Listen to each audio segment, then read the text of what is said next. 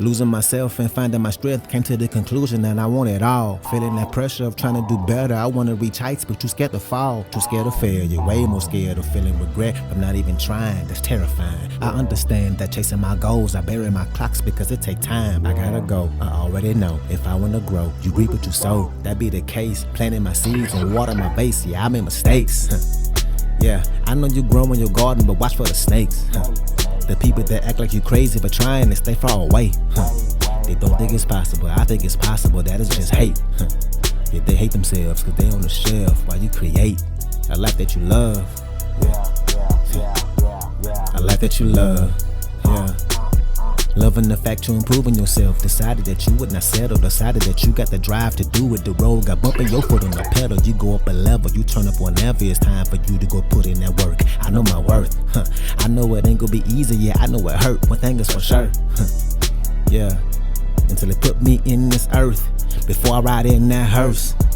I'm chasing my goals. I'm chasing my goals. Yeah. Loving the fact you're improving yourself. Decided that you would not settle. Decided that you got the drive to do it. The road got bumping your foot on the pedal. I'm chasing my goals.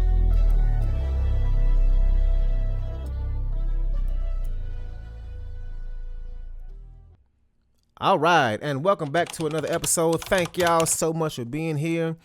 If you are on YouTube, go ahead and like and subscribe to the channel. It take you less than 6 seconds. I timed it, like right now.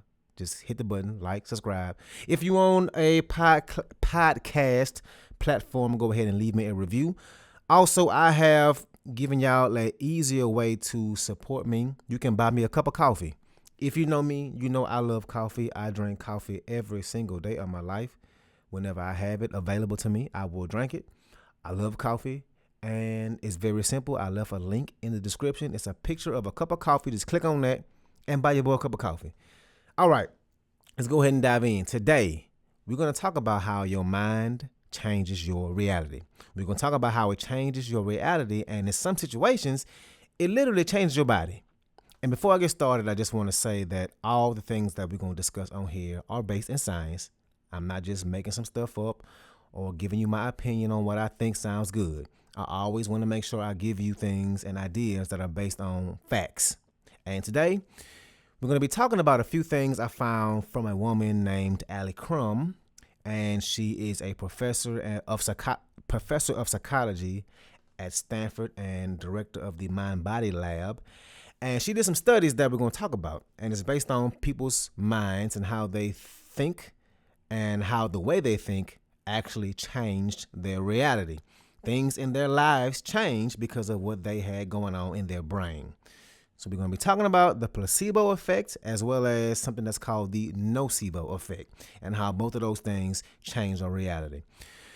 So first, let me give you a few studies that show you some facts as to how the way you think will actually change your body's response. So there was this study done where people were given a milkshake and they would study these people's physiological, I hate this word, I can't say it, physiological. Hold on, I got this. Physiological. Physiological.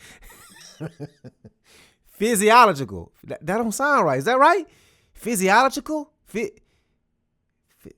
Hold on. See, now y'all finna go to Google. I'm gonna type this in real quick, and I'm not gonna delete none of this because y'all go hear my struggle. Physiology. Yeah, physiological. Okay. They will study these people's physiological response to this milkshake. And they gave them 2 different kinds of milkshakes.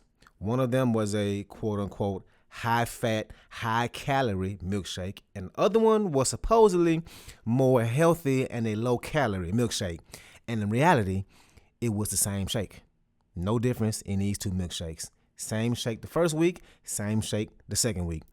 And simply based on what they told them, they had a physiological response to these milkshakes. So what they did is after they gave them the shake, they would draw their blood and they would study it. And check this out. In their studies, they find that the ghrelin response, ghrelin is the chemical that makes you feel hungry. They found that the ghrelin response in their blood after they had what they thought was a high-fat, high-calorie shake dropped 3 times more than with the other shake. 3 times more. Basically, their bodies responded as if they had consumed more food, as if they actually consumed more fat and more calories, even though it was the same damn shake. But it wasn't the shake at all, right? It was their minds that made this change in their blood. Now, this don't mean that you can eat fried chicken and pizza and cheese curds every day and tell yourself that this is healthy. I'm eating salad. There ain't no placebo fried chicken, okay? That ain't gonna work. But it just shows you thoughts literally changed their body's physiology. Another study they did, it was a study based on exercise and how much exercise you should be getting a day. And they thought about what jobs people have where they might not realize they're getting a decent amount of exercise in based on their job duties. And at the time this study was done, the Surgeon General says that the minimum or healthy amount of exercise was 30 minutes a day. 30 minutes of exercise a day to be healthy. And they found a group of hotel housekeepers. And if you think about that job, right, of a housekeeper, they're on their feet all day, up and down stairs. They're cleaning, lifting all the sheets and throwing them in the washing machine.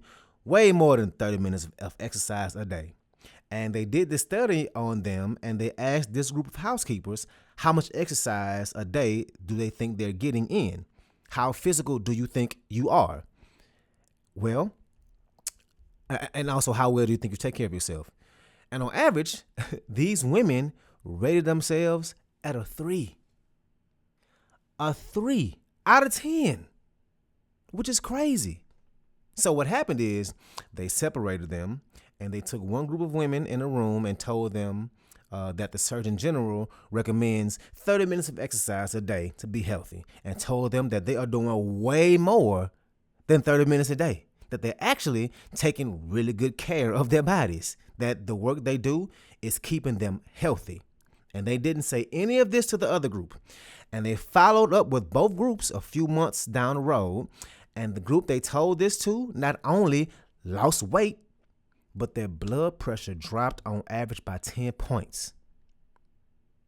Their blood pressure dropped on average by 10 points. And it ain't like any of them reported any differences in their diet or their workout routine. None of that. So what was the difference?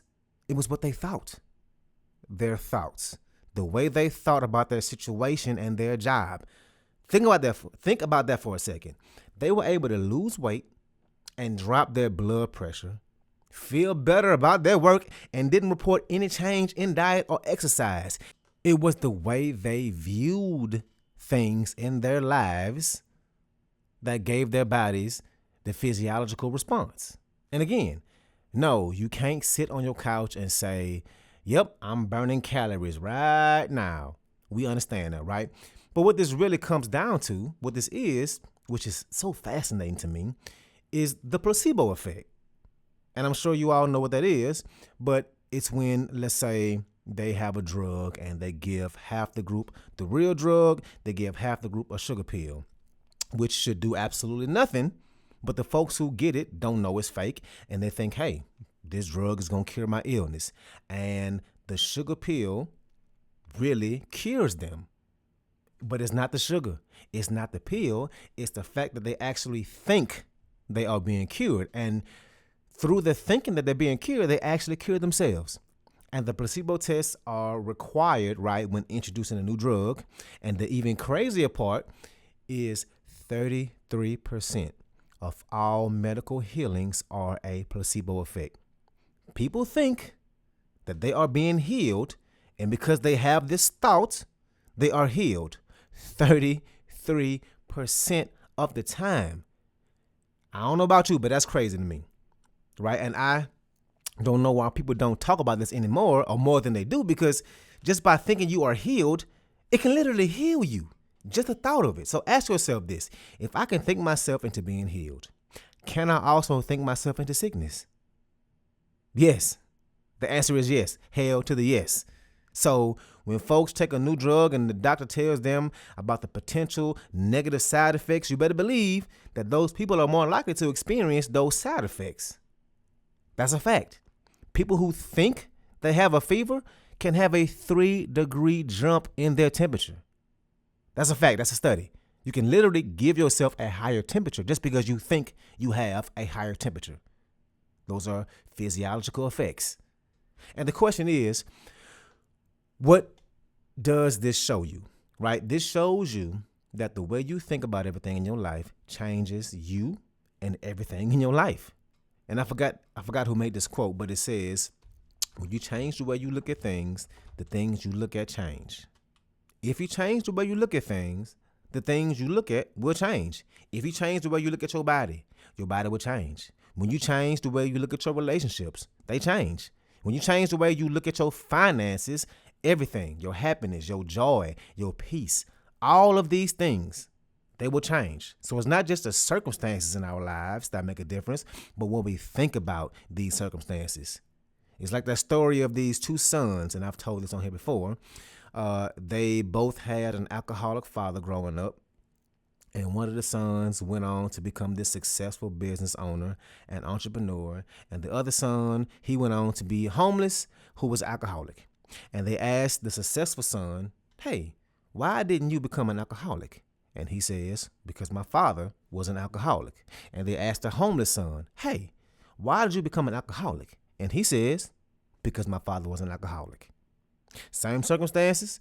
The difference is the reason their lives were different was because of how they looked at those circumstances, what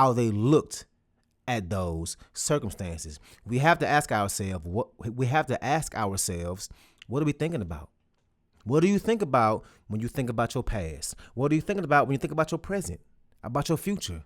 What are you thinking about when you think about your body, about your relationships, about the people you have around you, about your bank account, everything? Because the way you think about it actually changes that thing itself. And no, you can't sit around and eat bad food all day and tell yourself that you're rich and it's going to make you thin and rich and wealthy. Obviously, we know that. Of course, there needs to be the correct actions to be taken. Of course, the work needs to be done, it has to be put in to change things. But what you tell yourself, your mindset around what you're doing, that's the most important thing.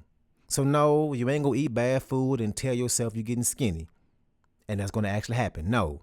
But what you will do is eat the healthy food and tell yourself you enjoying it, that you're enjoying the new foods that you're trying, the new foods that you're eating.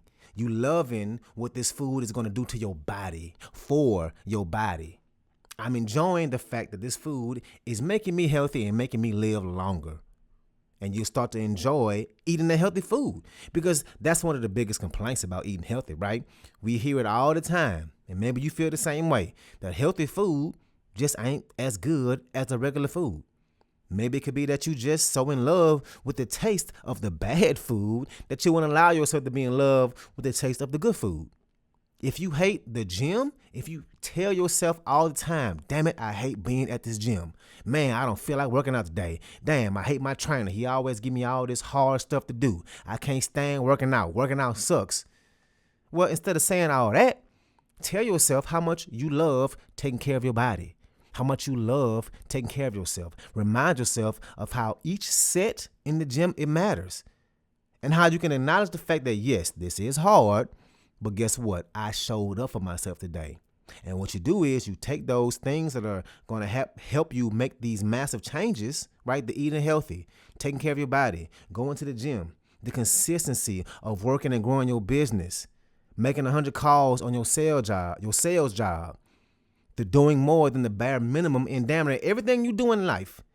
You take those and you make those things your fuel. And you tell yourself that the positive change is going to come from doing these things. You don't have to love doing all the things, but what you can love is the outcome that will come after you do these things over a period of time. And again, when you change the way you look at these things, the things you look at will change. We get what we're looking for. We get what we're looking for. We have to start realizing the power of our beliefs, because your beliefs change your words and your words change your world. What you speak, the things you say, can and will speak existence into your life.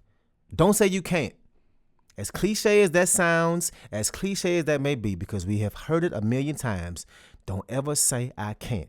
It's really powerful to have that mindset. Never say you can't. It's cliche, but never say it. Instead, we have to get to the mental space of saying, you know what?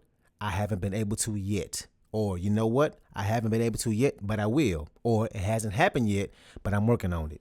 Because your words have power. Just like me right now, working on this hip hop play I'm writing. It's been challenging. It's been hard. It's been stretching me. And I've been reminding myself and giving myself grace that, you know what, man, you ain't never done this before.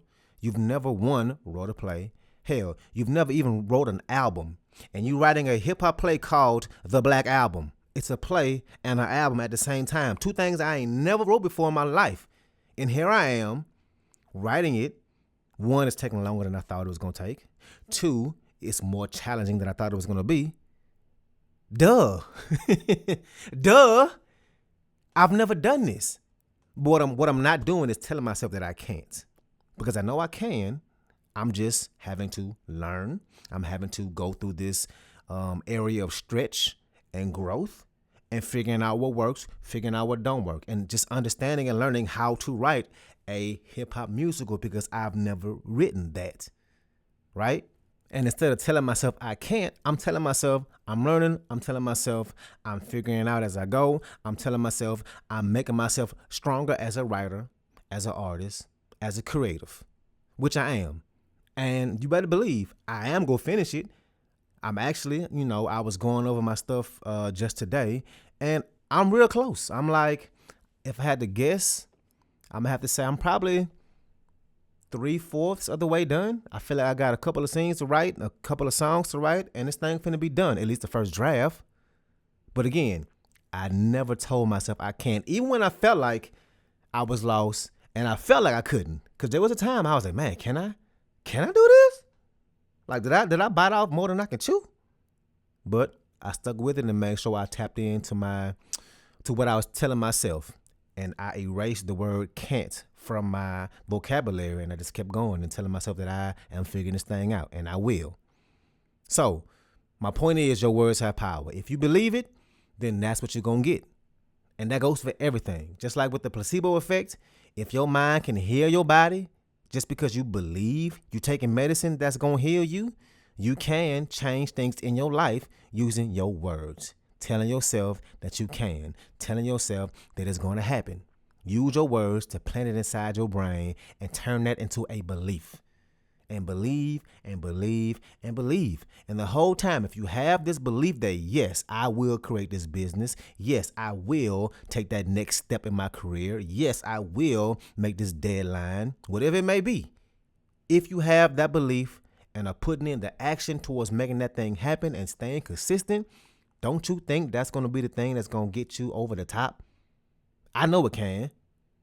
You have to use your mind to change your reality. And all that starts with the power of belief. So that's what I got for you today. Again, thank y'all for being here. Please share this message on your social media or with a friend or family member if you thought this message would be helpful for them to experience this. Also, like I said, I give y'all a easy way to support me. Please buy your boy a cup of coffee. I love coffee. I drink it every day. It helps me do these episodes. You better believe when I be planning these things, I be sipping my coffee, thinking about y'all. But let's go ahead and get to this music. So I did say I am working on this hip hop play. I'm gonna share with y'all some more of that right now. And let me think. I'm making this decision right now as we talking in real time what song I want to play for y'all, because it's also the part of me that don't want to give away too much of it, because I think it's really, really good. A lot of it is really, really good, and a lot of it is also, I feel like, needs more work. But I'm going to share with y'all. Let me see which one of these I'm gonna share with y'all. I'm gonna share with y'all Okay, I'm gonna do it. I'm gonna do it. It's one of my favorite ones. But you know what? I'm gonna do it. I'm gonna share with y'all. The song is called "What a Nigga Should Do."